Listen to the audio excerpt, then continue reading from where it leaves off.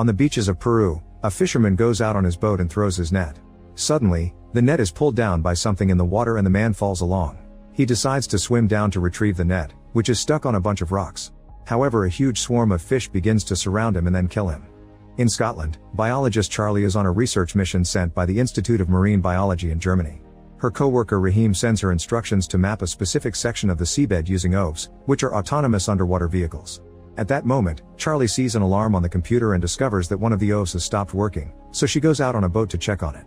It turns out the OV is stuck in the chains of a buoy, thus Charlie dives underwater to untangle it. As she works, she can't help sensing something strange surrounding her, but she can't see anything. Nervous, she finishes the untangling quickly and resurfaces, only to discover her boat has drifted away from her. Charlie swims as fast as possible and gets back to it just in time. Sometime later, Charlie receives co-workers Jess and Thomas, who will help her get the OV operational again.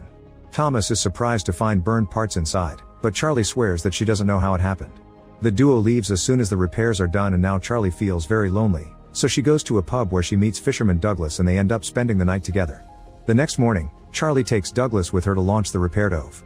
It goes well, but before they leave, Douglas notices something weird floating in the water.